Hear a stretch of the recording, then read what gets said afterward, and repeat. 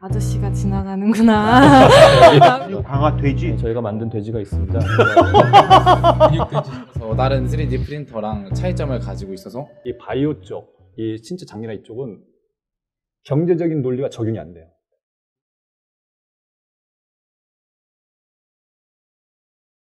설립된 지 한 2달 된 와. 스타트업의 대표를 맡고 있는 강성지 대표이고요. 삼성전자의 헬스케어 전략기획을 위해서 입사했다가 스카우트에서 입사했다가 제 아이디어가 이제 채택이 되면서 사람이 왜 웰트예요? 뭔가 벨트하고 관련된 것 같기도 하고. 네, 웰니스 벨트. 아, 웰니스 벨트. 네.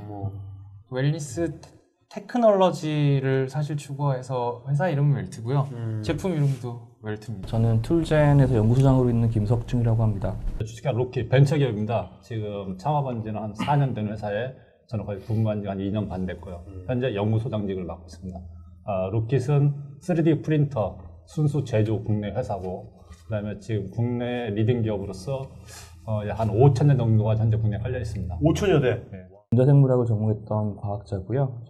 제가 연구를 하는 동안에 유전 정보를 바꾸는 기술인 유전자 교정이라는 기술 쪽의 일들을 하면서 그 일들을 사업화하는 회사인 툴젠으로 온 지 한 6년쯤 된 사람입니다. 뭐 이런 다양한 정보들을 허리띠를 차는 것만으로도 네. 알려준다고 하더라고요. 근데 이게 어떻게 허리띠가 그런 다양한 정보들을 이렇게 핸드폰 어플로 전달해 줄 수 있는지. 체중은 알 수 없어요.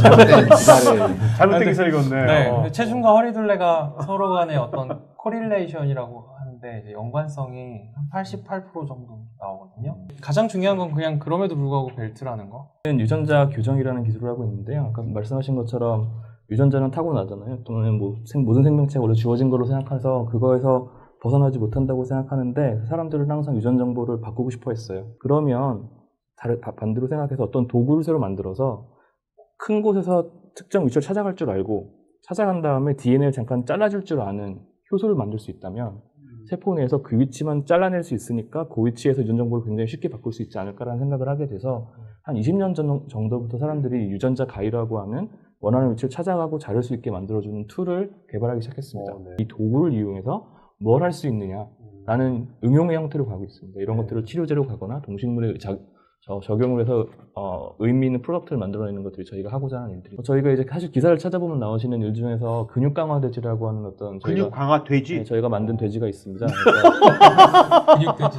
네, 사실은 이제 이 스토리도 상당히 재밌는 스토리인데요. 네네네. 사실 소나 양이나 사람한테서부터도 보면 운동을 열심히 안 하는데도 근육이 많은 사람이나 소 중에서 이렇게 되게 울퉁불퉁한 소들이 있어요. 실제로 이제 피에몬테스라고 하는 종은 실제로 울퉁불퉁하게 근육이 많은 소를 사람들이 이미 품종화해서 먹고 있거든요. 네. 우리는 이제 마이오스테틴이라는 유전자를 망가뜨리면 근육이 많아진다는 이해를 하였고 이거를 어떻게 응용하냐. 돼지는 원래 망가진 건 발견되지 않았지만 우리가 유전자 가위를 가지고 돼지의 마이오스테틴의 돌연변이가 있는 돼지를 만들 수가 있거든요. 실제로 그걸 만들어 봤더니 실제로 근육이 많아지고. 돼지가 하면 이게 막 이게 네, 나옵니까? 예, 근데 그런 돼지가 우리 맛있어요? 우리가 뭐 그러면 근육이 사실 찢길 것 같은데 돼지 가장 많이 듣는 질문 중에 하나인데 저희도 이제 만든 지 얼마 됐는데 막 먹어보지 못했어요. 저도 아직. 먹어보지 예, 못했어. 실제 소에서는 이게 아까 말씀드린 것처럼 같은 형태의 돌연변이를 가져서 특징을 갖는 소가 품종화되어 있는데 네.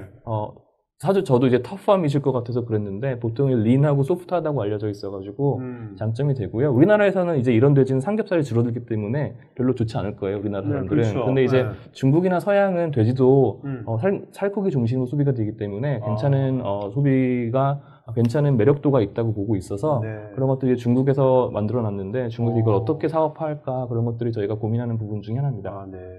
붕어빵을 만들려면 그 모형 틀이 있어야 돼요. 그렇죠. 틀이 틀. 있어야죠. 거푸지. 철로된. 그걸 이제 몰드 금형이라고 합니다.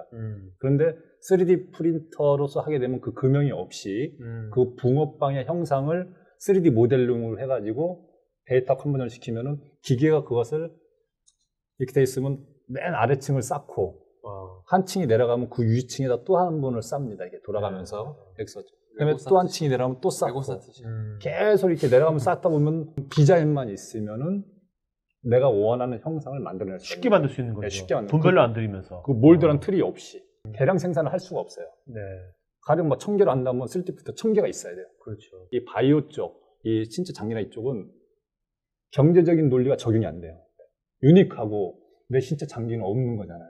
아니 그럼 제가 궁금한 게 네. 예를 들면 제가 교통사고가 나가지고 폐를 다쳤어요. 네. 갈비뼈가 부러져가지고 폐가 완전히 망가졌어요. 네. 그러면 3D 프린터로 내 폐세포를 추출해가지고 개로해가지고 걔를 재료 삼아가지고 그 폐를 내 폐를 다시 만들 수 있는 겁니까? 3D 프린터로? 지금까지는 제가 아는 정보는 없지만 향후 분명히 가능합니다.